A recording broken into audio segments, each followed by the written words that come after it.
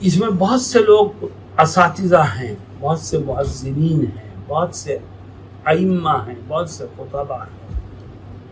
ایک بات میری ہمیشہ یاد رکھیے، آپ مدرسے کے یا مسجد کے آپ ملازم نہیں ہیں،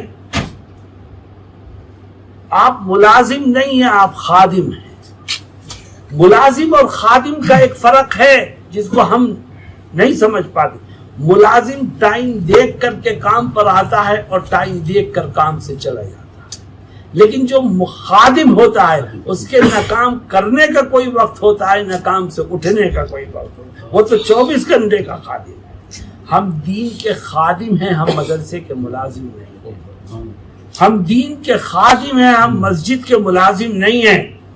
آپ اپنے اندر خدمت کا جذبہ پیدا کیجیے، اور جب خدمت کا جذبہ ہوگا تو آپ کا ذہن آپ کو اطمینان سے بیٹھنے ہی نہیں دے گا۔ آپ مسجد میں ہیں، نماز پڑھا رہے ہیں، آپ اپنے آپ کو خادم سمجھیں گے تو ہمیشہ غور کریں گے کہ اس مسجد میں کتنے بچے ہیں محلے میں وہ ہیں جو قرآن پڑھنا نہیں جانتے۔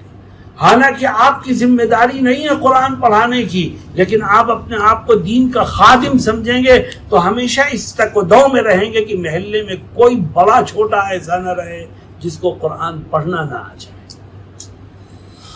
یہ خدمت کا جذبہ ہے جو آپ کو متوجہ کرے گا اس جانب۔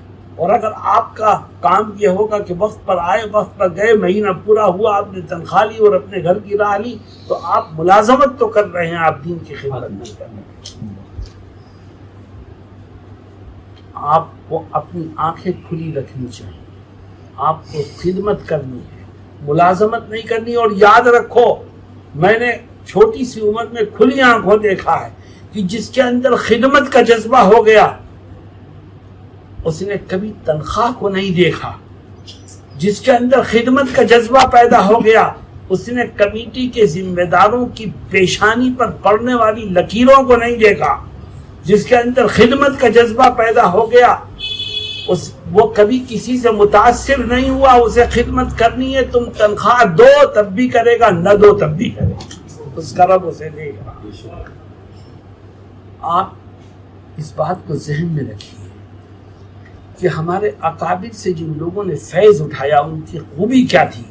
انہوں نے پڑھا، کوئی مشرق میں گیا، کوئی مغرب میں گیا، کوئی شمال میں گیا، کوئی جنوب میں گیا، اور جہاں جو پہنچ گیا اس نے دین کے جھنڈے گاڑ دیے۔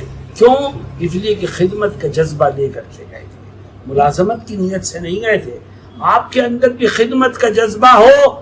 جب دین کی خدمت کا جذبہ ہوگا تو محلے میں کوئی باطل فرقہ پنپے گا تو آپ کبھی چین سے نہیں بیٹھیں گے، اس کے اٹھنے والے سر کو کچلنے کی کوشش کریں گے، کیونکہ آپ کے اندر خدمت کا جذبہ ہے۔ آپ دیکھیں گے لوگوں کو ضرورت قرآن کی تعلیم بالغان کی ہے، بڑی عمر کے لوگ ہیں، قرآن نہیں پڑھا، آپ کے اندر خدمت کا جذبہ ہے۔ آپ 2 آدمیوں کو، 3 آدمیوں کو، 4 آدمیوں کو لے کے بیٹھیں گے، قرآن پڑھائیں گے، آپ کو معاوضے کی کوئی فکر نہیں، کیونکہ خدمت کا جذبہ آپ کے اندر۔ میں یہ کہتا ہوں کہ آپ دین کے خادم بنیے، مدرسے کے ملازم مت بنیے۔ آپ دین کے خادم بنیے، مسجد کی امامت اور ملازمت مت کیجیے، یہ تو ذیلی چیزیں ہیں، اصل چیز خدمت ہے۔ آج ہمارے دلوں سے خدمت کا یہ جذبہ نکل گیا، جس کی وجہ سے ہم نے امر بالمعروف چھوڑ دیا، خدمت کا جذبہ نکلا ہے جس کی وجہ سے ہم نے نہی عن المنکر کو چھوڑ دیا ہے، خدمت کا جذبہ نکلا ہے جس کی وجہ سے ہم نے فرق باطلہ کی تردید کو چھوڑ دیا ہے، خدمت کا جذبہ نکل گیا جس کی وجہ سے ہم نے امت کی دینی ضروریات کی فکر کرنا چھوڑ دیا۔ میری یہ چاروں باتیں یاد رکھیے، خدمت کا جذبہ ہوگا تب آپ امر بالمعروف کریں گے، خدمت کا جذبہ ہوگا تب آپ نہی عن المنکر کریں گے، خدمت کا جذبہ ہوگا تب آپ فرق باطلہ کی تردید کے لیے کمر بستہ رہیں گے، خدمت کا جذبہ ہوگا تب امت کی دینی ضروریات کی آپ فکر کریں گے۔ اور اگر خدمت کا جذبہ ختم ہو گیا تو کون کیا کر رہا ہے آپ کو کسی چیز کی کوئی پرواہ نہیں۔ میرے دوستوں اور ساتھیوں، میرے دل میں اللہ نے جو باتیں ڈالی وہ میں نے آپ کے سامنے رکھ دی، اس امید کے ساتھ کہ ہو سکتا ہے کسی کو فائدہ ہو جائے، اور مخاطب آپ نہیں تھے، مخاطب میں نے اپنی ذات کو کیا۔ اللہ میری بھی اصلاح فرمائے، اللہ ہم سب کی اصلاح فرمائے۔ وآخر دعوانا ان الحمد للہ رب العالمین۔